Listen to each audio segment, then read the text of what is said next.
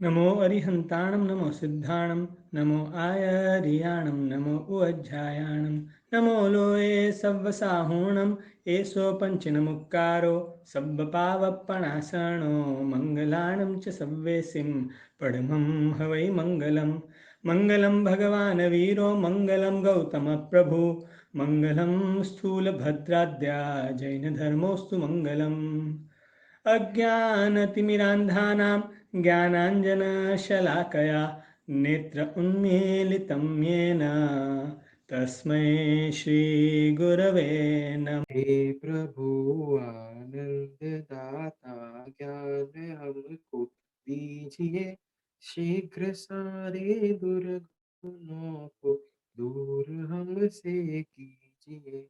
लीजिए हमको शरण में, हम सदाचारी बने, ब्रह्मचारी धर्म रक्षक वीर व्रतधारी बने। प्रेम से हम गुरुजनों की नित्य ही सेवा करें, सत्य बोले झूठ त्यागी मीन आपस में रखे। निंदा किसी की हम किसी से भूल कर भी ना करे, दिव्य जीवन हो हमारा यश तेरा गाया करे। हे प्रभु आनंद दाता ज्ञान हमको दीजिए, शीघ्र सारे दुर्गुणों को दूर हमसे कीजिए। प्रणाम आशा बहन। प्रणाम। स्वाध्याय की शुरुआत कर। प्रणाम। स्वाध्याय की शुरुआत करते हैं। सब हाथ जोड़िएगा। नमो अरिहंताणम नमो सिद्धाणम नमो आयर्याणम नमो उवत्सायाणम नमो लोए सव्व साहूणम एसो पंच नमुक्कारो सव्व पावप्पणासनो मंगलाणम च सव्वेसिम पठमम हवई मंगलम। युगादि हम कर रहे हैं दो प्रतिक्रमण के सूत्र के अर्थ। अभी आज है सप्तमी। 2 दिन आगे ऋषभदेव भगवान का च्यवन कल्याणक था। ये अवसर्पिणी काल का प्रथम कल्याणक। इस तरह से कुछ आप लोग भी बहुत सारे जैन ग्रुप में जुड़े हुए होंगे, या फिर इस ग्रुप में अगर आप कोई ऐसे ग्रुप में नहीं जुड़े हैं तो फिर जब जब कल्याणक होता है ना परमात्मा का, तब थोड़ा सा आप ये कल्याणक का दिन कौन से भगवान का कौन सा कल्याणक है वो थोड़ा अपने नॉलेज में रखिए, क्योंकि जिस दिन कल्याणक होता है उस वक्त तो जिस समय में कल्याणक होता है उस समय तो पूरे 14 राजलोक में भरे हुए अनंत जीवों को एक समय के लिए भी सुख शांति मिलती है, चाहे वो नारकी के जीव हो या निगुत के जीव हो। लेकिन कल्याणक अभी नहीं है, लेकिन वो समय भी जब आता है उस वक्त उस दिन हम अगर उस भगवंत की आराधना करें तो भी हमारे काफी कर्मों की निर्जरा होती है। और ये बहुत ही आसान तरीका है अपना पुण्य उपार्जन करने का और कर्मों की निर्जरा करने का, क्योंकि हमारे प्रथम और परम उपकारी तो अरिहंत परमात्मा है ही। तो उनके जो पांचों कल्याणक है, उन पांचों कल्याणक के जो दिन आते हैं वो पर्व के समान होते हैं, एक त्योहार के समान होता है, फेस्टिवल के समान होता है। तो आई होप के या तो अगर आप लोगों को ठीक लगे तो इस ग्रुप में आप परमात्मा का कल्याणक का इंफॉर्मेशन पोस्ट कीजिए, या फिर जिस किसी का भी दूसरे अगर ग्रुप है उसमें अगर आप लोग ऐड हो तो उसमें तो मोस्ट प्रोबेबली सभी कल्याणक का बात आता ही है। जब भी कल्याणक होता है अगले दिन ही मैसेज आ जाता है कि कल ये भगवान का ये कल्याणक है और ये माला गिननी है। आप माला गिनो ना गिनो वो बात की बात है, जैसा आपका उसमें रुचि बढ़ते जाए आप कर सकते हो, लेकिन एटलीस्ट उस उतना हमको पता होना चाहिए कि हाँ आज परमात्मा का कल्याणक है। जैसे आज का मैं बताऊं तो आज है ज्येष्ठवदी सप्तमी, और आज कल्याणक है श्री विमलनाथ भगवान का मोक्ष कल्याणक है। तो क्या होता है कि हमारे दिमाग में ऐसी बातें अगर ऐसा ऐसी इंफॉर्मेशन अगर आती रहेगी तो एटलीस्ट पूरे दिन में हमको 4-5 बार तो क्लिक होगा ही। जब हम कुछ अगर नौकार मंत्र का स्मरण करते हैं या लोगस सूत्र का स्मरण करते हैं, तो लोगस सूत्र का स्मरण करते हैं और जैसे ही आता है कि विमलमणं तंजम जीर्णम, तो हाँ, आज विमलनाथ भगवान का मोक्ष कल्याणक है। वो अपने को एक खुशी देता है। ये इतनी सी बात खाली हमारे रोमांच को हर्षित कर देता है। एक अलग ही आनंद की अनुभूति होती है। तो आज मुझे दिन के टाइम में जब मैं ये सोच रही थी कि हाँ, आज थर्सडे और आज हमको ये सेशन लेने का है, तो ये बात तुरंत मेरे दिमाग में आई कि अब हम लोग जो है वो बहुत कुछ ज्यादा धार्मिक प्रवृत्ति नहीं कर पाते हैं। आप लोग भी जिससे जितना हो सकता है उतना करता है, लेकिन नहीं हो पाता है। कभी मन नहीं करता है या कभी प्रमाद कर लेते हैं, आलस में चला जाता है, कभी समय अनुकूल नहीं होता है। लेकिन जो बातें खाली याद करने से भी अगर हमारे कर्मों की निर्जरा होती है, तो हमको उस दिशा में अपने प्रयत्न को अवश्य करना चाहिए। तो जैसे जिसको सुविधा हो, अलग ग्रुप से अगर आपको इन्फॉर्मेशन मिल जाती है तो वो याद रखिएगा। आज जैसे विमलनाथ भगवान का मोक्ष कल्याणक है, इस दिन कुछ दिन बाद और कोई कल्याणक आएगा। तो ऐसी इन्फॉर्मेशन लेके परमात्मा का नाम स्मरण करते रहिएगा और अपने कर्मों की निर्जरा भी करते रहिएगा। हम लोगों का अब तक का जो सूत्र हुआ है, सामायिक पारने तक का हमारा कंप्लीट हो गया है। अभी आगे आता है जग चिंतामणि नाम का सूत्र, जो कि मोस्ट प्रोबेबली 2 प्रतिक्रमण के सूत्रों को रटने वाले, याद रखने वाले भी पता नहीं, हम देखते हैं कि ये वाले सूत्र को छोड़ देते हैं, क्योंकि ये सूत्र का उपयोग होता है मेनली सुबह के प्रतिक्रमण में। दूसरा होता है स्नात्र, अगर आप पढ़ाते हो तो उसमें आता है चैत्य वंदन, श्री जग चिंतामणि सूत्र। और तीसरा आता है इसका उपयोग जब आप कोई तपस्या करते हो, उस वक्त उसमें पचखाण पारने का एक विधि रहता है। जैसे आप अक्षय निधि करते हो या वर्धमान तप की ओली करते हो या विशेष स्थानक जी करते हो, तो आपको उपवास या आयम बिल या एकाशना है, तो उसका आपने अगर पोरीसी का या साढ़ पोरीसी का पचखंड लिया है, तो पचखंड आप मुंह में पानी डालोगे उसके पहले, जैसे हम नौकाशी कैसे पालते हैं, मुट्ठी करके 3 नौकर गण के नौकाशी पाल लेते हैं। लेकिन तपस्या में जब हम होते हैं तो ऐसे मुट्ठी करके 3 नौकर गिन के कर लेते हैं, ठीक है, प्रमाद में चला जाता है अपना। लेकिन विधि ये है कि पचखंड का समय जब हो जाएगा, जैसे पोरीसी का समय आप पोरीसी का पचखंड लिया है और पोरीसी आ गई, उसके बाद ये पचखंड को पारने का होता है। तो उसमें भी ये जगचिंता इरिया वहिया, फिर जगचिंतामणि का पूरा चैत्य वंदन, जंकिंची नमुत्थुणम सूत्र, झावंती चाहिए, वो सब पूरा जय वियराय तक का इसमें ये विधि में आता है। तो इस तरह से ये जो जगचिंतामणि सूत्र जो है, इसका इस तरह से हम विधि में उपयोग में लेते हैं। ये सूत्र के बारे में जो एक बहुत ही इंटरेस्टिंग स्टोरी है वो मैं पहले बताती हूँ। उसके बाद हम इसका उच्चारण भी लेंगे, शुद्धिकरण भी लेंगे और अर्थ भी लेंगे। ये जगचिंतामणि चैत्यवंदन की रचना हुई गौतम स्वामी भगवंत के मुख से। कब हुई और कैसे हुई, ये अपने जानते हैं।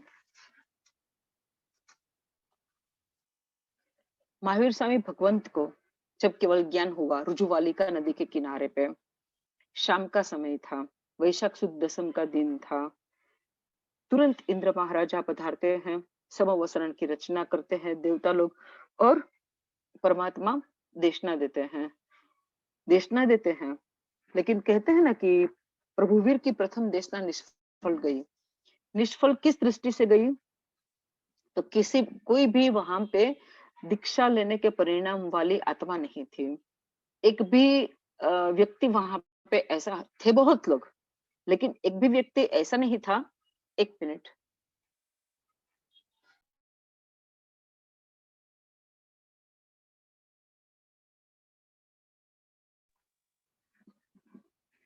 जी, वहां पे एक भी व्यक्ति ऐसा नहीं था जो दीक्षा लेंगे।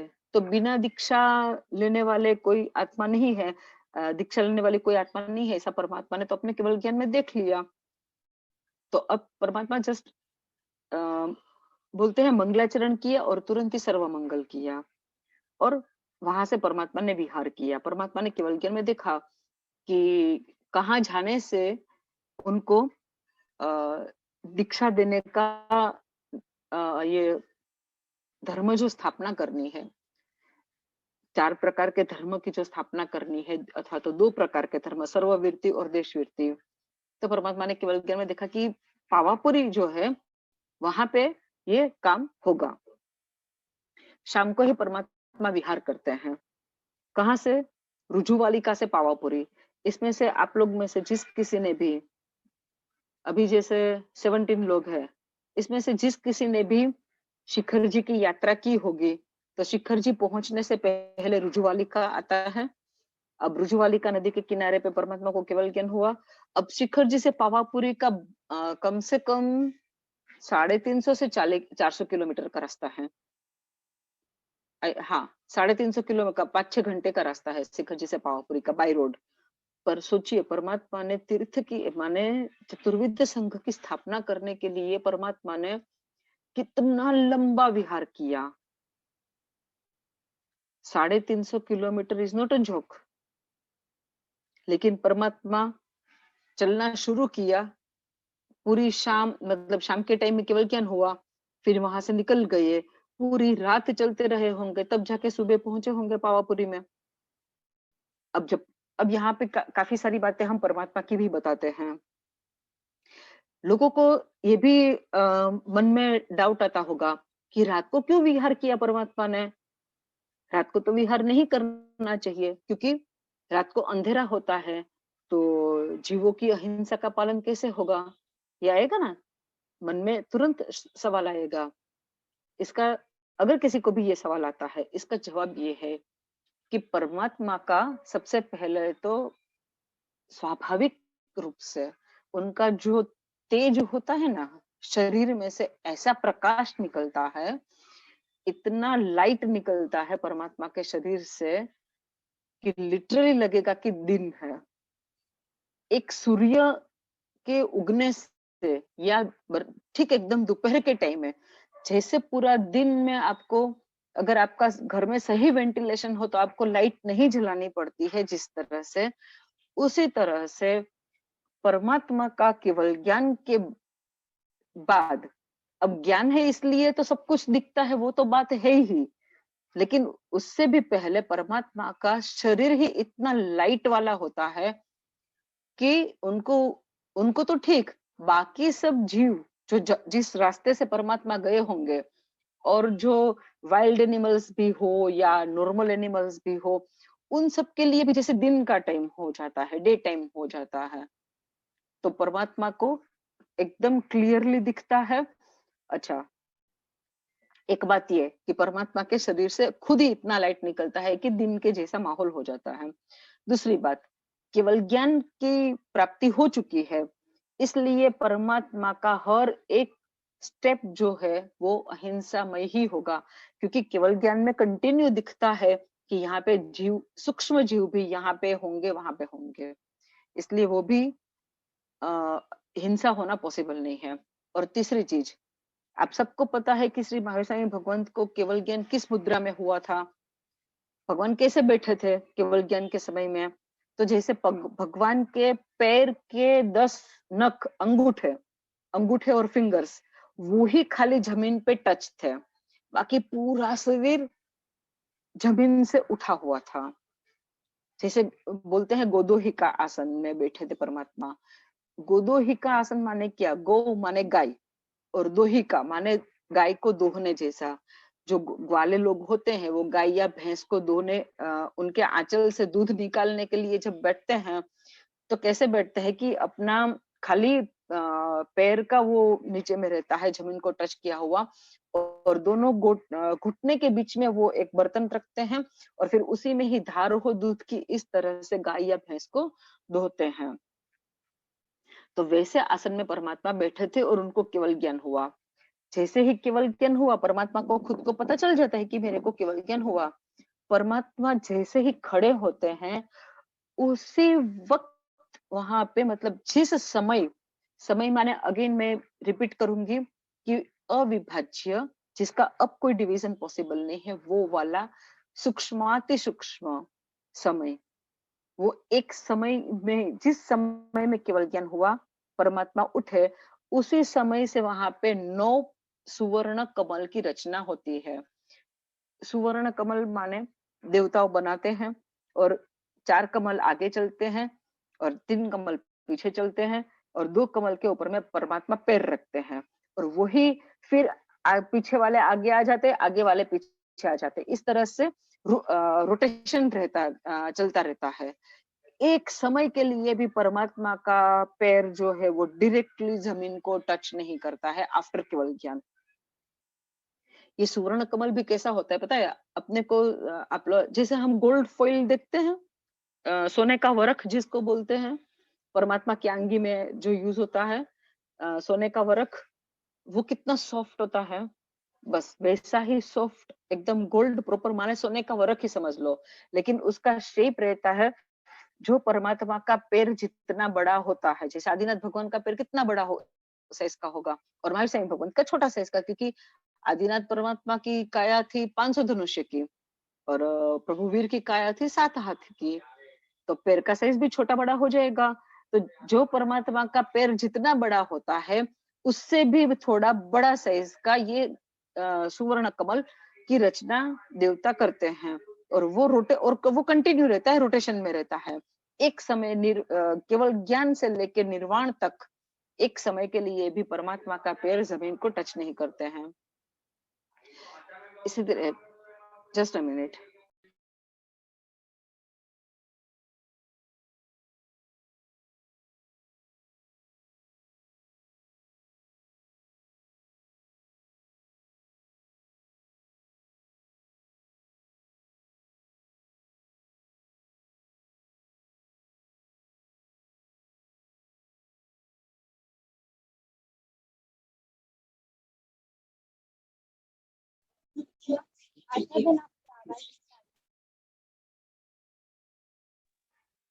अनम्यूट था मेरा, अरे म्यूट था, सॉरी।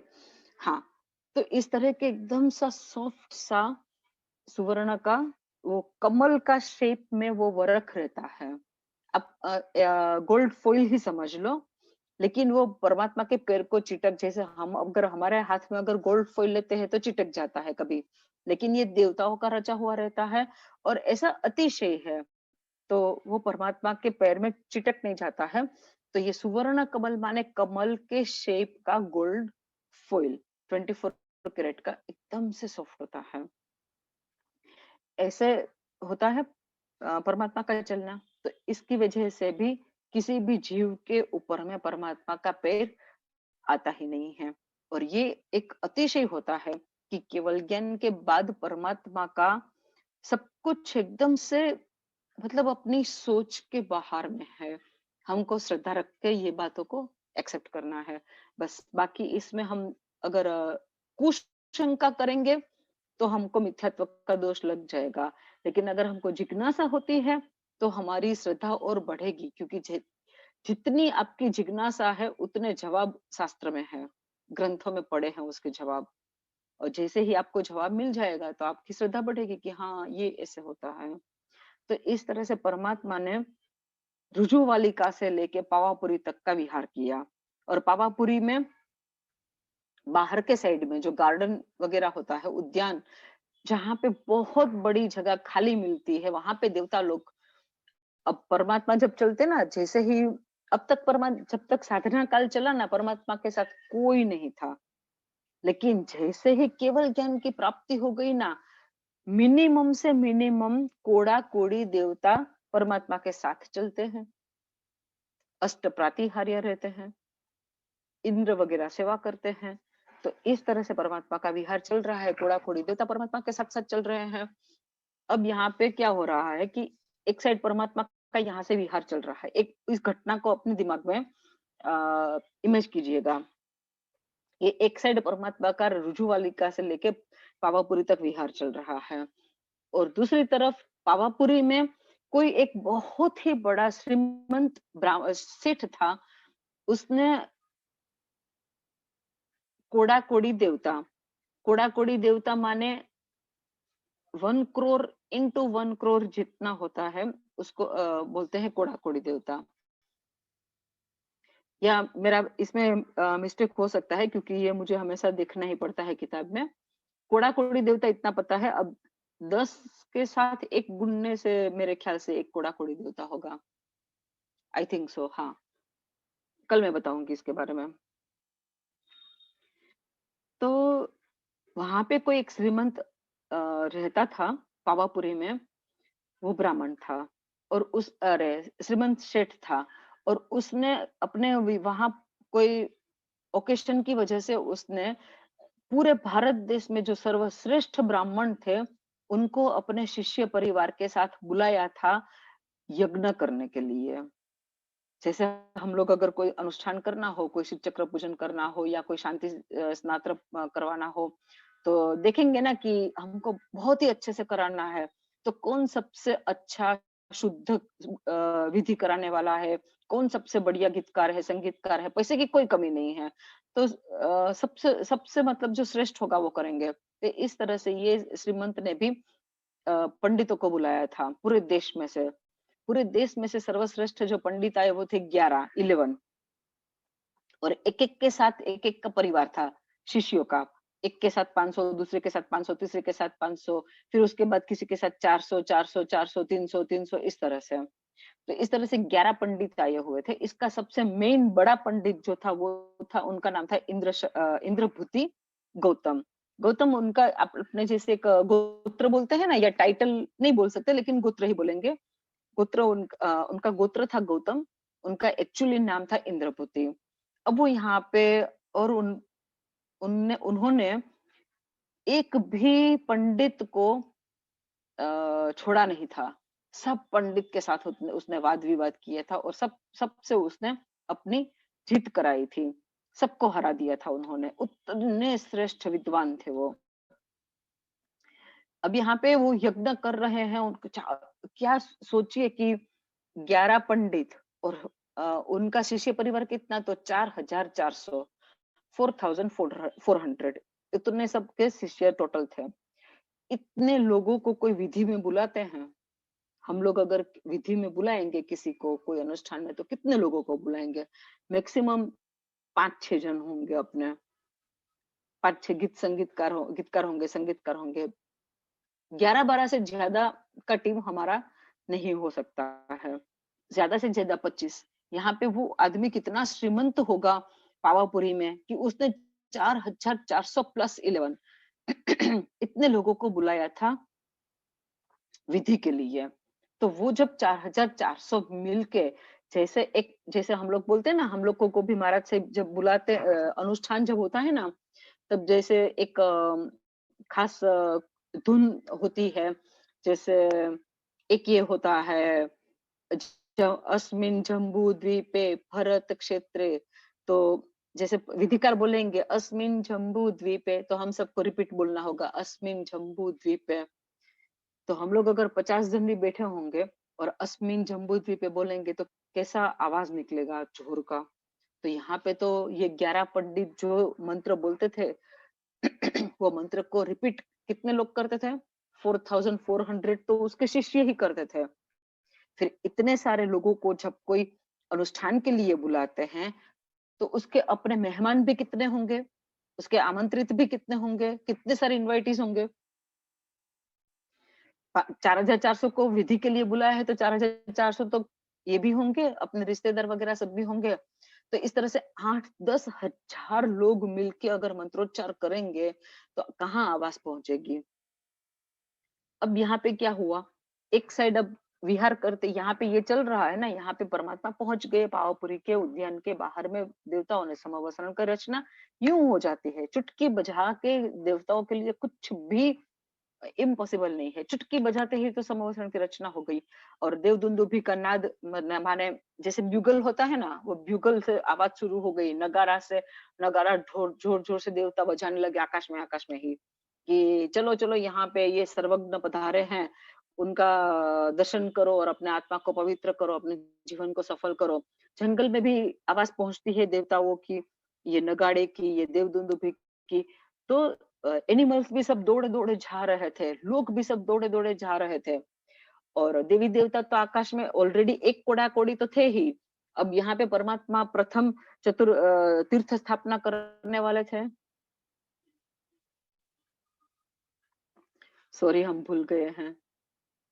वापिस हमको याद दिलाएगा, पूछ लेंगे। तो यहाँ पे ऑलरेडी एक कोड़ी मिनिमम कोड़ा कोड़ी देवता तो परमात्मा के साथ होते ही है विहार में भी। लेकिन जब चतुर्वेद संघ की स्थापना होती हो तब तो और भी कितने देवी देवता आ गए होंगे। तो एक साइड देवी देवता सब आकाश मार्ग से आ रहे थे समवसरण में जाने के लिए, और ये इंद्रपुति गौतम तो एकदम सरप्राइज हो गया। क्या बात है, आज मेरे यज्ञ का ये प्रभाव, मेरे मंत्रोच्चार का ये प्रभाव कि देवी देवता खुद मेरे यज्ञ में आ रहे हैं हाजिरी देने के लिए। तो उनको एकदम से अभिमान तो बहुत हाई लेवल का था, टॉप लेवल का था। लेकिन वो क्या देख रहे हैं, देवी देवता सब आकाश से नीचे आ रहे हैं, लेकिन कोई यज्ञ की जगह में नहीं ठहर रहे हैं, सब कोई कहीं और जा रहे हैं। अब पहले तो उनको खुशी हुई, अपना अभिमान जो पॉजिटिव अप्रोच में जा रहा था कि हाँ इतने देवी देवता आ रहे हैं, इतने देवी, और मंत्रोच्चार भी संग संग चल रहा है, तो उतना ध्यान नहीं दे पाए कि देवी देवता कहाँ जा रहे हैं। फिर 1-2 मिनट के बाद पता चला होगा, समझ में आया होगा कि देवी देवता तो यहाँ पे नहीं आए हैं, कहीं और जा रहे हैं। तो उसमें से किसी एक देवी देवता किसी को भी रोक के पूछा कि यहाँ यज्ञ चल रहा है, इतना जबरदस्त मंत्रोच्चार चल रहा है, और वही उसी के प्रभाव से आप लोग यहाँ पे आए हो, तो इधर क्यों नहीं ठहरते हो, कहीं और क्यों जा रहे हो? तो देवता बोलते हैं हम लोग कोई तुम्हारे यज्ञ के लिए नहीं आए हैं। बोले तो किसके लिए आए हैं? बोले ये सर्वज्ञ आए हैं ना, उनको दर्शन करने के लिए जा रहे हैं। अब इंद्रभूति को ये लगता है ये कौन सर्वज्ञ है, क्योंकि वो खुद को सर्वज्ञ समझते हैं। सर्वज्ञ का अर्थ होता है जिसको सब पता है, सब जानते हैं, जो सब कुछ जानते हैं। एक भी चीज ऐसी नहीं है विश्व में जिसका ज्ञान उनको ना हो, उसको बोलते हैं सर्वज्ञ। तो इंद्रभूति तो अपने आप को सर्वज्ञ मानते थे। अब ये यहाँ पे एकदम से ये डल हो गए, निराश हो गए कि ये क्या हुआ। हम तो खुश हो रहे थे कि मेरे यज्ञ में आज देवी देवताओं की हाजिरी, आज तक तो कभी ऐसा नहीं हुआ, आज पहली बार हुआ। लेकिन ये लोग तो जा रहे हैं सर्वज्ञ के पास। तो वो अपने आप को अपने आप से बात करते हैं कि कौन सा पंडित बाकी रह गया होगा जिसको मैंने मैंने हराया नहीं। ऐसा कौन सा पंडित है जिसको देखने के लिए लोग जा रहे हैं, देवी देवता जा रहे हैं। तो वो याद करते हैं, मैंने काशी देश में भी, जैसे काशी पंडितों के लिए फेमस है, मैंने काशी में भी किसी को नहीं छोड़ा, सबको हरा दिया है। साउथ में भी हम चला गया था, साउथ में भी हमने सबको हरा दिया है। तो अब कौन बाकी रहा? तो हमको तो मिलना पड़ेगा इसको, क्योंकि ये इसको अगर एक को मैं नहीं हराऊंगा तो मैं सर्वश्रेष्ठ ब्राह्मण कैसे कहा जाऊंगा, सर्वश्रेष्ठ पंडित कैसे कहा जाऊंगा। तो वो एक को हराने के चक्कर में वो वहां से अपने शिष्यों को बोलते हैं कि आप लोग मंत्रोच्चार चालू रखे, हम अभी आते हैं। यूं गए और यूं आए, क्योंकि ये एक कोई छूट गया लगता है हमको, और ये अपना प्रभाव जमा रहा है, इसको एक को हरा के मैं आता हूँ। तो उनके शिष्य भी देखिए कैसे कैसे हैं कि वो बोलते हैं कि अरे आपको जाने की कहाँ जरूरत है, आपने हमको इतना ट्रेन किया है कि उसको तो हम ही हरा देंगे। सोचिए गुरु के प्रति उसका समर्पण कितना, शिष्यों का। और समझ मतलब सोचते ही नहीं है कि जो गुरु गुरु से भी ऊपर में है, तो गुरु का जो छूट गया है हराने का, उसको हम कैसे हरा सकते हैं। वो सोचते नहीं है गुरु के प्रति समर्पण भाव। और उनको भी एक प्रकार का अभिमान कि हम लोग को तो सब कुछ पता है, इससे ज्यादा और किसको ज्ञान होगा। फिर गौतम इंद्रभूति जो है वो बोलते हैं नहीं नहीं आप लोग नहीं, हम ही जाएंगे। आप सब भी कैपेबल हो, मैंने आपको इस तरह से तैयार किया है, लेकिन इसको देखने का मेरे को बहुत मन कर रहा है। ऐसा सोच के इंद्रभूति वहां पे जाते हैं। अब जब जाते हैं तो उनके 500 शिष्य भी उनके पीछे पीछे चलते हैं, जहां गुरु वहां चले। ये है समर्पण भाव, जो हम में अंश मात्र भी नहीं है। जो हमारे उपकारी है, जिन्होंने हमको कुछ सिखाया है, बहुत जल्द हम उनको भूल जाते हैं। अब यहाँ पे तमाशा देखिए, इंद्रभूति आगे जा रहे हैं और उनके 500 शिष्य उनके गुणगान गाते हुए जाते हैं। इतनी बिरदा, इसको बोलते हैं बिरदावली, या जैसे हम परमात्मा की स्तुति बोलते हैं, इस तरह से परमात्मा को छोड़ के कोई भी पंडित, इस तरह के संसारी कोई भी आत्मा हो, तो उनका अगर गुणगान गाना हो तो उसको बोलते हैं इनकी बिरदावली गा रहे हैं। जैसे हम लोग छड़ी पुकारते हैं तो नहीं बोलते हैं, अगर पार्श्वनाथ भगवान की छड़ी पुकारनी है तो पहले ये आजू से बाजू से वो सब लोग बोलते हैं, फिर अश्वसेन नंदन, वामानंदन, काशी देश के राजा, इस तरह की जो आगे का जो सब बोलते हैं, बहुमान पूर्वक परमात्मा की जैसे एक पहचान दे रहे हैं, इस तरह से यहाँ पे भी गौतम इंद्रभूति की पहचान देते देते, बिरदावली गाते गाते ये पहुंचते हैं जहाँ पे सब कोई जा रहे हैं वहां पे। अब जैसे ही समोसरण को देखा, एकदम से सब एकदम टोटली सरप्राइज्ड हो गए, क्योंकि ये टोटली अनएक्सपेक्टेड था। कि ये रिद्धि सिद्धि तो कभी सोची ही नहीं थी, कभी कल्पना भी नहीं की थी कि ऐसे रिद्धि सिद्धि हो सकती है। अब आए हैं तो वापस तो जा नहीं सकते हैं। ये सोच रहे हैं इंद्रभूति की जो ऐसी जगह में जो बैठा होगा वो कौन होगा। फिर जैसे और यहाँ पे तो ऐसा है ना, समवसरण में चारों साइड में एंट्रेंस होता है और सीढ़ियां होती है, तो वो चढ़ने के लिए जैसे ही पैर रखते हैं ना, तो ये तो एस्केलेटर था, ऑटोमेटिक एस्केलेटर, देवताओं का बनाया हुआ, कोई इलेक्ट्रिक सिस्टम उसमें नहीं था। तो ये तो अपने अपने आप ही चढ़ने लगे, अपने आप चढ़ने लगे। तो पहले गढ़ के पास पहुंचे, देखते हैं अरे बाप रे, क्या क्या वाहन है। कोई ऐरावत हाथी पे आया है, तो कोई छातवान अश्व के ऊपर में आया है, तो किसी का तो चांदी का रथ है, किसी का चंदन का रथ है। इस तरह से सब कोई का वाहन पार्क किया हुआ है। फर्स्ट फर्स्ट गढ़ तो पार्किंग प्लॉट है समवसरण में। जैसे ही दूसरे गढ़ पे पहुंचे, उसी से ही एस्केलेटर से ही, तो देखते सब एनिमल्स बैठे हैं। अब वहां पे एनिमल्स भी बैठे हैं, तो कैसे बैठे हैं, जैसे टाइगर के पास बकरी बैठी हुई है, लायन के पास हिरन बैठा हुआ है, शेर के पास कुत्ता बैठा हुआ है। इस तरह से जो जिसका एक जाति वेर जिसको बोलते हैं, कि अपने बोलते हैं ना कि कॉकरोच को देखा नहीं और ढेट गरोड़ छिपकली जो होती है उसका ऊपर में अटैक कर लेती है। तो इस तरह के जो जाति वेर वाले जीव थे, वो भी एक दूसरे के कंधे के ऊपर में सर रख के जैसे आराम से सुने जा रहे थे। ये बहुत बड़ा आश्चर्य लगा इंद्रपति को। अब जैसे ही तीसरे गढ़ पे पहुंचे और सामने में परमात्मा को देखते हैं, तो क्या सोचते हैं, ये क्या, ये ब्रह्मा है? क्योंकि इतना अद्भुत रूप आज तक देखा नहीं था। कि ये क्या ब्रह्मा है? नहीं, ब्रह्मा तो बूढ़े हो चुके हैं। तो ये क्या विष्णु है? नहीं, विष्णु तो शेष नाग के ऊपर में सोते हैं, विष्णु माने कृष्ण। तो ये क्या शंकर है? नहीं, शंकर के तो गले में सांप लटके हुए होते हैं। तो ये है कौन? ये क्या इंद्र है? नहीं, इंद्र तो इनके सामने में खड़ा है, तो ये कहाँ से इंद्र हुआ? ये क्या कोई चक्रवर्ती है? नहीं, इसके हाथ में तो कोई चक्र नहीं है। तो ये है कौन?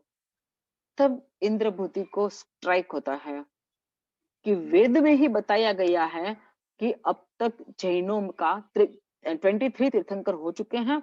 अब 24th तीर्थंकर महावीर स्वामी भगवान अब होंगे, ये समय में होंगे और यहाँ पे ये जगह पे होंगे। अरे एकदम से अपने को होता है, ये मैं कहाँ आ गया। ये तो वही हो सकते हैं 24वें भगवान जो होने वाले थे। अब ये तो सर्वज्ञ नहीं होते हैं। जैनों के तीर्थंकर तो जो कभी झूठ भी नहीं बोलते हैं। ये तो इनकी केवल ज्ञान की रिद्धि सिद्धि, जैसा वेद में बताया गया था वैसा हम देख रहे हैं। यहाँ पे एक बात और हमारी समझ के लिए, सोचिए वेद में ये सब चीजें लिखी हुई है कि जैनों के 24 तीर्थंकर होते हैं, उनकी समवसरण की रिद्धि सिद्धि होती है, केवल ज्ञान होता है, ये सब लिखा हुआ होता है। लेकिन आज के टाइम में वो कुछ भी नहीं मिलेगा। वेद में पढ़ने जाएंगे तो ना ऋषभदेव का नाम मिलेगा, ना मरुदेवा माता का नाम मिलेगा, जबकि वेद की लिखने की शुरुआत ही ऋषभदेव भगवान के नाम से होती थी। लेकिन उसके बाद जो धर्मांधता वाले जो गुरु परंपरा का ये लोग आए हिंदू धर्म में, उन लोगों ने उसमें से जैन धर्म को पूरा निकाल दिया। वैदिक धर्म में से जैन धर्म का पूरा जितने भी ऐसे चैप्टर थे उनको हटा दिया, जितना भी उतना राइटिंग था सब हटा दिया। जबकि यहाँ पे खुद ये ब्राह्मण जो है वो खुद बोलते हैं कि वेद में तो ये बताया गया था। एनीवे, अब इंद्रभूति सोचते हैं कि ये तो अब मैंने इस एक को नहीं हराया होता तो कहाँ मेरा कुछ चला जाता। अब मैं जाऊं तो कहाँ जाऊं। हाँ, लेकिन अब आ गया हूं तो अगर मेरे मन की शंका का ये समाधान कर दे तो मैं मानूं कि ये 24वां तीर्थंकर है। अभी उन्होंने एक्सेप्ट नहीं किया है कि हाँ यही 24वें तीर्थंकर है। किसी को पूछते नहीं है क्योंकि अभिमानी जबरदस्त थे, और अभिमानी जो होते हैं वो किसी को कुछ पूछते नहीं है, वो अपने आप ही सवाल करते हैं, अपने आप ही जवाब ढूंढ लेते हैं। तो यहाँ पे जैसे ही इंद्रभूति के मन में ये सब चल रहा था, उसी वक्त परमात्मा उनको बोलते हैं, हे इंद्रभूति તમે શાતામાં છો? मतलब आप सुख रूप हो। अब ये गौतम सा इंद्रभूति जो है वो सोचते हैं, अरे इनको तो मेरा नाम पता है। फिर ये नहीं विचार आता है कि केवल ज्ञान है तो नाम क्या, पूरा अनंत भाव भी बोल देंगे। वो बात नहीं आता है दिमाग में। क्या आता है, हाँ मैं तो पूरे देश में फेमस हूँ, तो मेरा नाम तो सबको जानते ही है। ये है फिर एक अभिमान का लक्षण। अब ये सोचते हैं कि मेरी शंका का जो जो मैंने किसी को भी नहीं बताई है, मैंने मेरे भाइयों को भी नहीं बताई जो भी पंडित थे, तो मैं उस शंका का अगर ये समाधान कर दे तो मैं मानूं कि ये 24वें तीर्थंकर है। बिना पूछे परमात्मा उनकी शंका का समाधान करते हैं। और शंका का समाधान भी कैसे करते हैं कि हे इंद्रभूति, तूने जो वेद के वाक्यों का जो अर्थ किया है वो तूने यहाँ पे गलत किया है। इस तरह से वेद के ही वाक्यों से ही परमात्मा ने इंद्रभूति की शंका को निर्मूल किया। अब इंद्रभूति ने एक नियम लेके रखा था कि जो मुझे हराएगा मैं उसका शिष्य बन जाऊंगा, जो मेरी शंका का समाधान देगा मैं उसका शिष्य बन जाऊंगा। वो तुरंत नमस्कार करते हैं, फिर पहचान भी लेते हैं कि हाँ यही है माहिर स्वामी भगवंत, उनको वंदन भी करते हैं और वहां पे उनका खुद को उनको अपना शिष्य अनाउंस करते हैं। फिर गुरु के प्रति समर्पण भाव देखिए, वो 500 शिष्य जो उनके साथ आए थे वो बिना कुछ पूछे गौतम स्वामी के साथ, भाई आप जिसके शिष्य हम भी उसके शिष्य, इस तरह से वहां पे बात होती है। अब ये इंद्रभूति एक आ गए और उनके साथ उनके 500 शिष्य। अब इंद्रभूति का ही अपना भाई अग्निभूति, वो देखता है, वो वहां पे राह देख रहा है, वेट कर रहा है यज्ञ की जगह में, लेकिन उसको समाचार मिलता है कि इंद्रभूति तो वहां पे उन्होंने तो आत्मसमर्पण कर दिया। तो उसको लगता है कि मेरा भाई थोड़ा भोला है, ये है वो है, चल मैं जाता हूँ और मैं सबको हराते हूँ। वायुभूति अग्निभूति भी आते हैं, वो भी परमात्मा के साथ बातचीत करके आत्मसमर्पण, उनके भाई वायुभूति उनका भी आत्मसमर्पण। इस तरह से 11 के 11 पंडित अपने सभी शिष्यों के साथ वहां पे आ जाते हैं। अब परमात्मा की देशना शुरू होती है और उनको दीक्षा दी जाती है। उसमें से जो ये 11 मेन पंडित थे उनको गणधर नाम कर्म का उनका उदय हो चुका। परमात्मा ने केवल ज्ञान से देखा कि ये जो इतने लोगों ने दीक्षा ली, उसमें से गणधर नाम कर्म, जैसे तीर्थंकर नाम कर्म निकाचित होता है, इसी तरह से गणधर नाम कर्म भी निकाचित होता है। तो उनका और उसी वक्त उनका उदय में आएगा। जब परमात्मा का केवल ज्ञान होगा, उसमें पहली ही देशना में अपने आप ही कर्म सत्ता ही उसको वहां पे ले आएगी और कर्म सत्ता ही उसको वहां पे दीक्षा लेने का भाव करेगी और वो दीक्षा भी लेंगे और उसके बाद परमात्मा उसको गणधर के रूप में स्थापित करेंगे। अब ये इंद्रभूति का नाम अब जाहिर क्या हुआ, गौतम स्वामी। अब ये गौतम स्वामी का विनय वो लेवल का था। और क्या हुआ देखिए, और एक बात यहाँ पे समझने जैसी है, ध्यान दीजिएगा। अब तक इंद्रभूति क्या था, ब्राह्मण के रूप में थे, उनका ज्ञान क्या था, वेद के रूप में था, और इसीलिए उसका मिथ्यात्व था, क्योंकि उसको तो अरिहंत परमात्मा से कोई परिचय ही नहीं था। उनको चारों वेद का ज्ञान था, और आई थिंक 14 विद्या में वो एक्सपर्ट थे, पारंगत थे, निष्णात थे, लेकिन ये सब उसका मिथ्या ज्ञान था। लेकिन जैसे ही उन्होंने परमात्मा को समर्पण किया, परमात्मा का दीक्षा ली और परमात्मा को प्रदक्षिणा देते हैं, भन्ते किम ततम, ये क्वेश्चन 3 बार पूछते हैं। 3 प्रदक्षिणा में एक एक बार यही प्रश्न पूछते हैं। भन्ते माने हे भगवान, किम ततम, तत्व શું છે, तत्व क्या है? और परमात्मा पहली बार में आंसर देते हैं उपमेय वा। फिर दूसरी प्रदक्षिणा, दूसरी बार सेम क्वेश्चन, परमात्मा का आंसर रहता है विग्मेय वा। तीसरी प्रदक्षिणा, तीसरी बार सेम क्वेश्चन, परमात्मा का आंसर रहता है ध्रुवेय वा। माने उत्पन्न होता है, विनाश होता है, स्थिर रहता है। इतनी सी बात, ये 3 शब्द खाली परमात्मा जो बोलते हैं, जिसको त्रिपदी हम कहते हैं, वो 3 शब्द मात्र से, और उसके बाद परमात्मा उन गणधर भगवंतों के मस्तक के ऊपर में लिटरली टच करके यहाँ पे पाशक्षेप का प्रदान करते हैं। और उनका अब तक का जितना मिथ्या ज्ञान था, जो वेद का वगैरह, वो सब सम्यक ज्ञान में ट्रांसलेट कन्वर्ट हो जाता है। ये बहुत ही बड़ी बात है, बहुत ही बड़ी बात। माने इसको मैं अभी के टाइम के एग्जांपल में अगर बताऊं, तो वर्ल्ड की अब बेस्ट यूनिवर्सिटी ले लो, कोई भी, आपको जो सब्जेक्ट समझ में आता हो और उसका वो सब्जेक्ट के लिए वर्ल्ड में जो बेस्ट यूनिवर्सिटी हो, अब चाहे साइंस हो, कॉमर्स हो, आर्ट्स हो, राइटिंग हो, फाइन आर्ट्स हो, जो भी हो, उसका भी जो टॉप लेवल का प्रोफेसर होगा, जो सिलेबस फाइनल करता होगा, कोर्स फाइनल करता होगा, किताबें लिखता होगा, एग्जाम्स लेता होगा, सुपरविजन करता, सब कुछ, जो बेस्ट प्रोफेसर हो, उसका ज्ञान फिर भी मिथ्या ज्ञान ही कहा जाता है। लेकिन अगर वो जैन धर्म में एंटर होता है, किसी गुरु भगवंत के पास वो नौकार मंत्र से पढ़ना शुरू करता है, तो अब क्या होगा, उसका वो जितना भी ज्ञान था, जिसको अब तक हम मिथ्या ज्ञान बोलते थे, वो अब सम्यक ज्ञान में कन्वर्ट हो जाएगा। क्यों और कैसे? तो अब तक वो जिस चीज को सही मानते थे, जैसे ही गुरु भगवंत के पास नौकार मंत्र मिला, उसका बुद्धि में आया कि अरिहंत परमात्मा ही सर्वश्रेष्ठ है, उनकी ही बोली हुई बातें सत्य है, और उनका ही जो पथ है, पाथ है, जो है वो ही सही पाथ है सच्चे सुख को प्राप्त करने के लिए, और सच्चा सुख जो है वो मोक्ष में ही है। तो अब तक मैंने जो पढ़ा वो गलत था। यहाँ पे अब तक जिस ज्ञान को वो सही मानता था, अब वो वही ज्ञान को गलत मानता है, और इसीलिए अब तक का पढ़ा हुआ ज्ञान, मिथ्या ज्ञान जो था, वो सम्यक ज्ञान में कन्वर्ट हो गया। ये हमारे हम नहीं, मेरे पास उसको समझाने के लिए मेरे पास भी वर्ड्स नहीं है कि ये घटना इतनी अद्भुत होती है।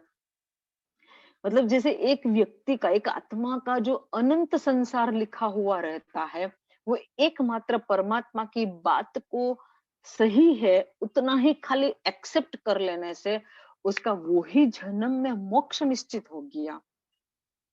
ये इंद्रभूति जी का, अब इंद्रभूति का ये लेवल का विनय, समर्पण, इतना सब कुछ अपना सम्यक ज्ञान में कन्वर्ट हो गया। उन्होंने खुद द्वादशांगी की रचना की, 45 आगम की रचना की, 14 पूर्व जो भी है सब कुछ उसी में ही आ जाता है। फिर भी अब वो सब कुछ जानते हैं, खाली केवल ज्ञान नहीं है। फिर भी वो क्या करते हैं ना, उनको समवसरण में बैठे हैं, लोग भी बैठे हैं, तो लोगों के मन में ये क्वेश्चन हो सकता है, वो क्वेश्चन वो परमात्मा को पूछते हैं कि हे परमात्मा, ये कैसे हो सकता है, ये कैसे होगा?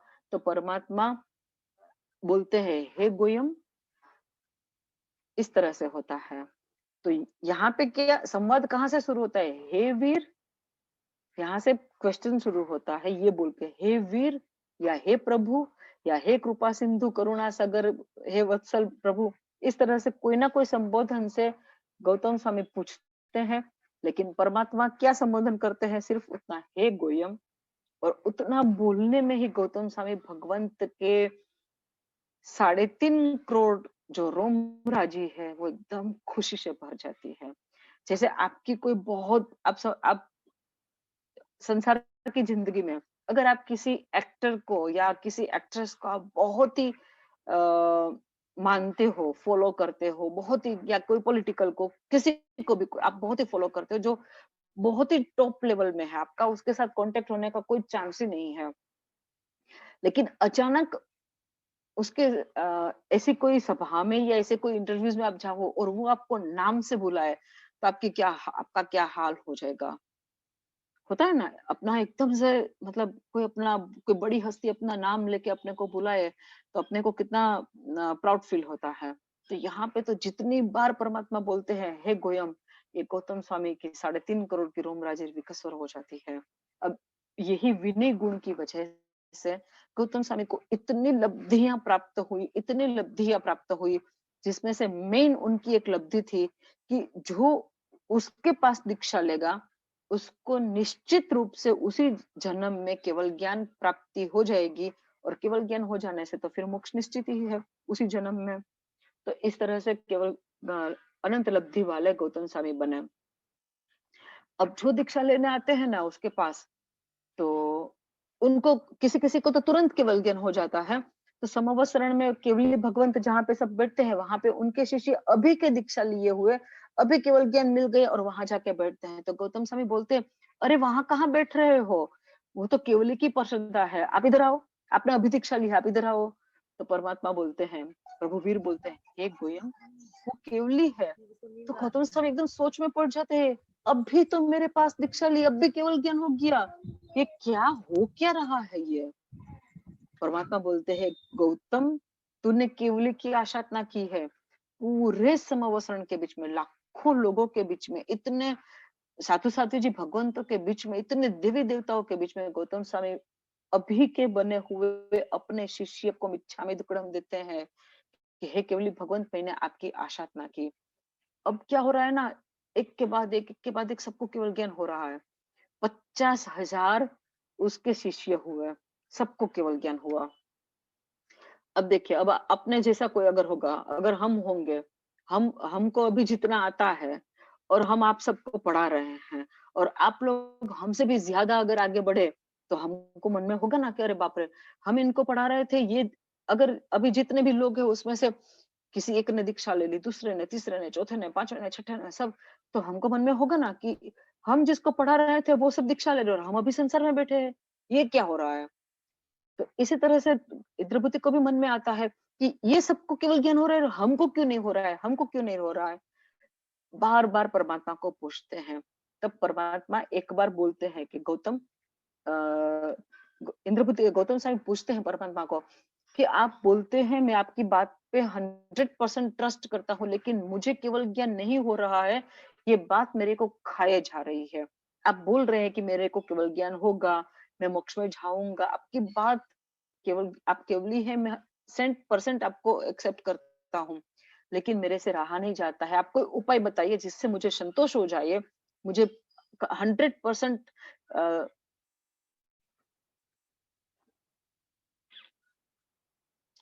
यहाँ पे ये बात है कि गौतम स्वामी के शिष्य ठीक है 50,000 और सबके सब केवली भगवंत थे, लेकिन गौतम स्वामी की वजह से ही उनको केवल ज्ञान होता था। वो गौतम स्वामी की लब्धि थी, उनका भी कर्मों का क्षयोपशम था। इसलिए वो जोड़ान कुछ ऐसा होता है कि इनका वो अंतिम जन्म होने से गौतम स्वामी के पास वो दीक्षा लेने के, क्योंकि परमात्मा के जितने साधु हुए सब केवल ज्ञान, सबको केवल ज्ञान नहीं हुआ है। परमात्मा के पास जितने लोगों ने दीक्षा ली उनको केवल ज्ञान कंपलसरी होना हो और मोक्ष हो जाएगा ऐसा नहीं है, लेकिन गौतम स्वामी का वैसा था। तो वंदन व्यवहार नहीं रहता है, लेकिन उपकार भाव जरूर रहता है। जो केवली भगवंत है वो गौतम स्वामी को वंदन नहीं करेंगे, लेकिन उपकार भाव, विनय भाव 100% रहेगा। ओके, अब यहाँ पे इंद्रभूति की गौतम स्वामी जी की जो तालावेली थी, जो झंखना थी, सबको केवल, और अंदर में तकलीफ हो रहा था उसको कि मैं कितना मेरा कर्म बाकी, कि ये सबको कितने इजीली हो जाता है केवल ज्ञान, और मेरे को नहीं हो रहा है, मेरे को कब होगा, कब होगा, कब होगा। परमात्मा को पूछा, फिर परमात्मा को उन्होंने पूछा कि ऐसा कोई उपाय बताए जिससे 100% मैं निश्चिंत हो जाऊं कि मुझे केवल ज्ञान होगा। तब परमात्मा बताते हैं कि हे गौतम, जो अपने खुद की लब्धि से अष्टापद तीर्थ की यात्रा करेगा, उसको ये जन्म में मोक्ष मिल जाएगा। तो गौतम स्वामी आज्ञा मांगते हैं प्रभु आज्ञा दीजिए, मैं अष्टापद तीर्थ की यात्रा करके आऊं, क्योंकि उसको पता था कि उसके पास लब्धि है सब, अब लब्धि से चढ़ना है। अब उनकी जितनी लब्धि थी उसमें से एक लब्धि ये थी कि वो जो सूर्य का किरण होते हैं उसको वो पकड़ सकते हैं रस्सी की माफक, और वो पकड़ के उसको जितना ऊपर जाना हो जा सकते थे, ऐसी उनको लब्धि प्राप्त हुई थी। तो ये तो फट से पहुंच गए अष्टापद तीर्थ, और रस्सी पकड़, अब जैसे ही पहुंचे तलेटी में, अष्टापद माने 8, जिसमें स्टेप्स है।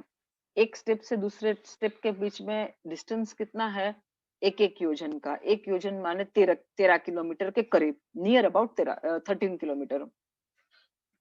अब वहां पे मतलब काफी साधु लोग वहां पे ऐसी तपस्या कर रहे थे कि उनको अष्टापद पर्वत चढ़ना है, लेकिन 13 किलोमीटर में, और ये बात है कुछ 3000 साल भी नहीं, 2600 ईयर्स बिफोर। तो उस समय में बहुत परमात्मा का 7 हाथ का काया था, गौतम स्वामी की भी 7 हाथ की काया थी। तो 7 हाथ की काया वाले कितना बड़ा स्टेप ले सकेंगे, कोई 13 किलोमीटर का बड़ा तो स्टेप नहीं ले सकते हैं। तो वो लोग योग किए जा रहे हैं, एक्सरसाइज किए जा रहे हैं, आप लोग ने देखा होगा वो सीन भी, फोटो में भी।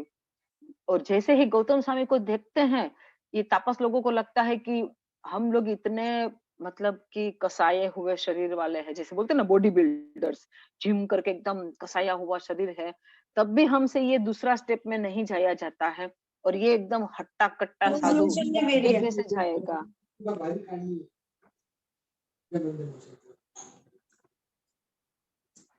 पूछन तो डॉक्टर ने पूछन तो का आशा टाटेट म्यूट कीजिए आपका, आशा टाटेट जी आपका म्यूट, प्लीज बी केयरफुल कि आप लोगों का म्यूट ना हो, अनम्यूट ना हो जाए। ओके, तो गौतम स्वामी को देख के वो सब तापसों को लगता है कि ये हट्टा कट्टा, क्योंकि गौतम स्वामी एकदम रुष्ट पुष्ट थे, छठ के पारने में छठ करते थे, लेकिन फिर भी उनका वैसा गणधर भगवंत का वो होता ही है ऐसा। सबसे सुंदर जगत में होते हैं अरिहंत परमात्मा, और उसके बाद सबसे सुंदर होते हैं गणधर भगवंत। तो गणधर भगवंत की थे, इसलिए गौतम स्वामी थे भी बहुत ही सुंदर दिखने में। अब गौतम स्वामी को तो ये लब्धि थी, सूर्य का किरण पकड़ के ऊपर चढ़ गए। अब जब ऊपर गए तो ऊपर में अष्टापद पर्वत में जो मंदिर बना हुआ है, भरत महाराजा ने जो बनाया है, ऋषभदेव के पुत्र भरत महाराजा ने जो मंदिर बनाया है, जैसे ऋषभदेव भगवान ने बताया था कि अजितनाथ इतनी काया वाले, संभवनाथ इतनी काया वाले, जो हम लोग ने पढ़ा ना लोगस में, 500 धनुष्य, फिर 450, 400, 350, 300, ऐसे करते करते महावीर स्वामी का 7 हाथ की काया। तो भरत महाराज, और उनका वर्ण भी बताया, किसी का गोल्ड है, किसी का व्हाइट है, किसी का ब्लैक है, किसी का ब्लू है, इस तरह का कलर भी बताया था। तो भरत महाराजा ने क्या किया कि अगर जैसे 500 धनुष्य की काया वाला भगवंत अगर पद्मासन मुद्रा में इस तरह से, जैसे भगवान की मूर्ति है इस तरह से बैठते हैं, तो कितना बड़ा उसका हो सकता है, उतना बड़ा उन्होंने वही उसी कलर के रत्नों की प्रतिमा बनाई। जैसे जितने 16 भगवान गोल्डन वर्ण वाले हैं, तो गोल्डन प्रतिमा सुवर्ण की है, फिर 2 व्हाइट हैं तो 2 व्हाइट डायमंड की प्रतिमा, 2 नीले हैं तो नीलम की प्रतिमा, 2 काले हैं तो काला रंग का जो रत्न होता है उसकी प्रतिमा, इस तरह से। और उन्होंने सेटिंग कैसे किया, जैसे ऋषभदेव भगवान की प्रतिमा कितनी बड़ी बनेगी और महावीर सिंह भगवान की छोटी बनेगी, लेकिन सबकी नासिका, ये नाक का भाग सबका समान आए, इस तरह से उन्होंने सब प्रतिमा को बिठाया। नीचे का जो बेस था वो उन्होंने कम बेसी कर दिया, मतलब ज्यादा करते गए। जैसे ऋषभदेव की प्रतिमा का जो नीचे का बैठक होगा, आसन होगा, वो एक स्टैंडर्ड साइज का रहेगा। फिर अजितनाथ का बढ़ जाएगा क्योंकि अजितनाथ की मूर्ति छोटी हो जाएगी। फिर संभवनाथ का नीचे का बेस और भी बढ़ जाएगा क्योंकि संभवनाथ की प्रतिमा उससे भी छोटी आएगी। तो इस तरह से आसन बड़े होते गए, प्रतिमा छोटी होती गई, लेकिन सबकी नासिका एक लेवल में आती है। अब इसकी वजह से क्या हुआ, 4 दिशा में परमात्मा की मूर्ति का स्थापन किया। लेकिन अब ऋषभदेव भगवान और अजितनाथ भगवान, 2 प्रतिमा ने जितनी जगह रोकी, उतनी जगह में ये साइड में और 4 प्रतिमा जी आ गई। फिर वो साइड में, मतलब ये साइड में 8 प्रतिमा जी आ गए और ये साइड में 10 प्रतिमा जी आ गए हैं। तो 2, 4, 8 और 10 प्रतिमा जी इस तरह से आए और वो पूर्व दिशा में आए। तो गौतम स्वामी जो सूर्य का किरण पकड़ के चढ़े, वो हुआ पूर्व का और उनका दक्षिण दिशा में। दक्षिण दिशा के गेट में वो पहुंचे। अब वहां पे थे 4 भगवान। तो जैसे ही 4 भगवान को उन्होंने देखा, पूरे भक्ति भाव से उन्होंने वंदन किया, पूरी प्रदक्षिणा दी। अब ऋषभदेव भगवान और अजित भगवान का गभारा उसका सबसे छेले लास्ट में आया। अब उनके सामने में बैठ के जब उन्होंने प्रार्थना शुरू की, भक्ति करनी शुरू की, तब ये जो हम आज जिस सूत्र के लिए मैंने जो ये पूरी आज कहानी आपको बताई, जो पूरी बात बताई परमात्मा की, ये सूत्र की रचना यहाँ पे शुरू हुई। जगत चिंतामणि चैत्य वंदन की, वो उन्होंने चैत्य वंदन ही ये सूत्र बोल के किया। तो सबसे मतलब कि ये सूत्र की रचना गौतम स्वामी ने की। अपने केवल ज्ञान को निश्चित करने के लिए उन्होंने परमात्मा के वचन को मान के स्वलब्धि से अष्टापद पर्वत की यात्रा भी की, वहां पे प्रदक्षिणा भी दी। और फिर जब परमात्मा के सामने में चैत्य वंदन करने बैठे, तब उनके वो तो इतने मतलब कि गंधर्व भगवान थे 45 आगम का, जिसको खुद रचना की थी, खुद ने रचना की थी, उनको याद नहीं करने का था, खुद रचना की थी। तो उनके पास तो वो जबरदस्त लब्धि थी ही। तो इस तरह से यहाँ पे ये जगत चिंतामणि सूत्र की रचना हुई। जगत चिंतामणि सूत्र के बारे में हम बाद में लेंगे, लेकिन अष्टापद तीर्थ की और भी 1-2 छोटी स्टोरी है, वो भी हम नेक्स्ट क्लास में लेंगे। ये अपने को ये जगत चिंतामणि सूत्र सीखने में, अर्थ सीखने में, शब्दार्थ गाथार्थ भावार्थ सब सीखने में, वो बात गौतम स्वामी वाली बात हमारे दिमाग में अच्छे से अगर रहेगी, तो क्या होगा कि वो बात को याद रहेगी। किसी को केवल ज्ञान प्राप्त करने के लिए कितनी तालावेली हो सकती है, कितना कुछ कर सकते हैं, और वो क्या लेवल के थे और कहाँ पहुंच गए हैं। ये भी बात अपने को याद अगर आती है ये सूत्र करने के टाइम में, तो क्या होगा, उत्तम पुरुषों के नाम स्मरण से भी हमारे कर्मों की निर्जरा होती है। तो गौतम स्वामी जैसा और कोई दूसरा उत्तम, ये विनयवान, ये गुणवान, गंधर्व भगवान, केवली, लास्ट में सिद्ध, सब कुछ ऐसा और कहाँ कोई मिलेगा। तो ऐसे गौतम स्वामी को हम कंटिन्यू इसमें याद करेंगे जब हम सूत्र करेंगे नेक्स्ट क्लास में तब, और अपने कर्मों की भी निर्जरा करेंगे। श्रीनग्ना विरुद्ध कुछ भी कहा गया हो तो त्रिविधे त्रिविधे मिच्छामि दुक्कडम। सबको प्रणाम, सब शाता में रहिएगा। इसलिए नहीं दिखता है कि अष्टापद पर्वत के ऊपर में मैंने जो बताया ना कि चारों ओर परमात्मा जो है वो रत्नों की और सुवर्ण की प्रतिमा है। अब अवसर्पिणी काल में सब कुछ घटता जाता है और लोभ वगैरह बढ़ता जाता है। तो ये क्या है, देवताओं ने अपने कंट्रोल में ले लिया है। और वो पूरा, उसमें 2 बात है, कोई बोलते हैं है एज इट इज ही है, लेकिन हमारी आंखों को ना दिखाई दे इस तरह से देवताओं ने उसको अदृश्य कर दिया है। और एक मत ये है, एक ओपिनियन ये है कि उसी के ऊपर में ही पूरा आइस कवर्ड है, पूरा बर्फ से वो ढंका हुआ है। लेकिन ये दूसरा जो ओपिनियन है ना, वो उतना माइनर, उतना वो प्रूफ नहीं हो पाता है, क्योंकि आइस कवर्ड होने से तो फिर अगर खाली मंदिर के ऊपर में ही आइस नहीं रहेगा ना, अगर आइस तो अंदर में भी रहेगा, तो क्या प्रतिमा जी भगवान सब बर्फ के साथ है क्या? तो ऐसा नहीं है। ये देवताओं ने ही, देवता ऐसा कर सकते हैं, जैसे बोलते हैं ना गिरिराज जो है वो पूरा का पूरा है एक्चुअली सुवर्ण का। पालीताना का जो पहाड़ है वो 100% गोल्ड है, लेकिन हम लोगों को क्या दिखता है? पत्थर ही दिखता है, धूल ही दिखती है। अगर हम उसमें से धूल अगर एक मुट्ठी ले या पत्थर ले और किसी सोनी को बोलेंगे कि ये इतना ग्राम का सोना है, तू मेरे को इतना पैसा देता, कोई सोनी देगा? नहीं देगा। ये भी देवताओं की ही वजह से है कि हमको, हम लोगों को वो धूल मिट्टी का ही दिखेगा, है एक्चुअली में गोल्ड का। इसी तरह से गिरनार जी में जो नेमिनाथ भगवंत की प्रतिमा है, वो भी ब्लैक कलर के रत्न की है। वो ऐसा ओरिजिनल रत्न था जिसका प्रकाश कुछ किलोमीटर तक फैलता था। कुछ समय पहले तक की ये बात है। लेकिन बस यही, जैसे अष्टापद को अदृश्य किया है, गिरिराज को धूल ढेफा में कन्वर्ट कर दिया है, इसी तरह से देवताओं ने इस रत्न का जो तेज था, आज भी वो रत्न ही है। नेमिनाथ जी की प्रतिमा जो है वो रत्न की ही प्रतिमा है, वो ही रत्न की, कुछ चेंज नहीं किया है। लेकिन उसका जो तेज था वो देवताओं ने कवर कर दिया है। इसलिए अपने को क्या दिखेगा, किसी को भी क्या दिखेगा? पत्थर दिखेगा।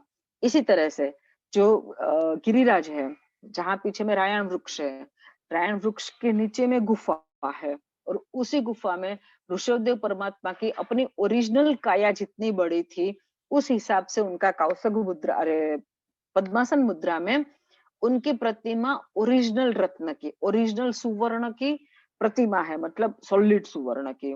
माने सोचिए टनों के हिसाब से वो गोल्ड होगा। और कहा जाता है कि अंग जो है, अंग और उपांग जो है वो भी रत्नों के ही है। मतलब जैसे अपने आईलेस यहाँ पे जैसे एब्रो ब्लैक होती है, तो ये पोर्शन जो है वो ब्लैक कलर के रत्न का है। फिर जो होठ होते हैं वो रेडिश होते हैं, तो वो लाल कलर के पत्थर का है।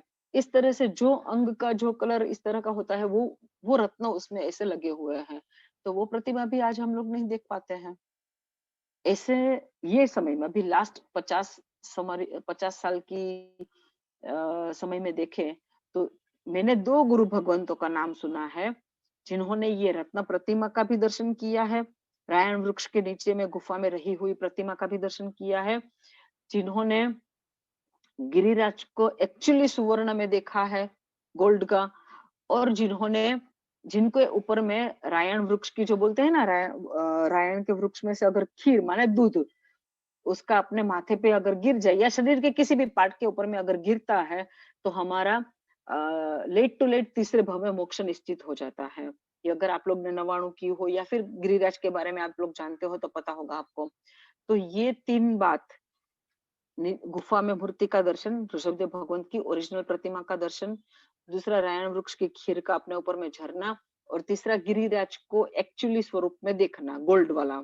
ये तीनों चीज जो हुआ है, वो 2 महात्मा के नाम इसमें आते हैं। एक है अरिहंत सिद्धेश्वरीश्वर जी महाराज भगवंत, जो अभी जिनका काल धर्म हो चुका है, जिन्होंने 450 से अधिक बार चौविहारा छठ करके 7 यात्रा की है।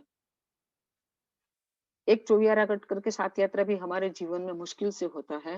उन्होंने अपनी लाइफ में, और ये कुछ समय पहले के 10, मेरे ख्याल से शायद 10 साल ही मुश्किल से हुए होंगे उनका काल धर्म हुआ, और कुछ 90 प्लस ईयर उनकी एज थी। उसमें उन्होंने 450 से अधिक बार चौविहारा छठ करके 7 यात्रा की है। उनको ये तीनों चीज का, उनके बारे में ये तीनों चीज कहा जाता है। और दूसरा मैंने नाम सुना था हेम प्रभ सुरेश्वर जी महाराज साहब का, जो शायद अभी है भी। और आई थिंक हमने जिस हेम प्रभ सुरेश्वर जी महाराज साहब का दर्शन किया था अभी कुछ 6-8 महीने पहले कलिकुंड में, धोड़का में कलिकुंड में, वो वही थे शायद। ये 2 महात्मा का मैंने नाम सुना है। तो उनको फिर उनका लेट लेट टू लेट तीसरे जन्म में मोक्ष निश्चित हो जाता है। ठीक है, चिदाज्ञा विरुद्ध कुछ भी कहा गया हो तो त्रिविध त्रिविध इच्छा में टुकड़ा। सबको प्रणाम, सब शांता में रहिएगा। और आज जितनी भी बात बताई उसका चिंतन कीजिएगा, गौतम स्वामी को याद कीजिएगा, परमात्मा को याद कीजिएगा, अभी जो 2 महात्मा का मैंने नाम लिया उनको भी याद कीजिएगा। ये महापुरुषों के और तीर्थंकर परमात्मा के नाम स्मरण से उनको याद करने से भी हमारे कर्मों की बहुत ज्यादा निर्जरा होती है। प्रणाम सबको। सर्वथा सहु सुखी थाओ, पाप ना कोई आचरो, राग द्वेष ति मुक्त थईने, मोक्ष सुख सहु जगवरो। सर्व मंगल मांगल्यम सर्व कल्याण कारणम, प्रधानम सर्वधर्माणाम जैनम जयति शासनम।